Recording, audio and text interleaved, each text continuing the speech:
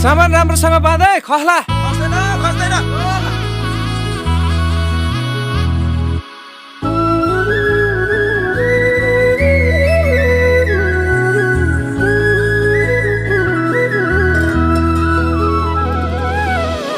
सँगसँगै जिउँला नि, जो बन्दिउँला नि, जो बन्दिउँला नि, जो बन्दिउँला नि।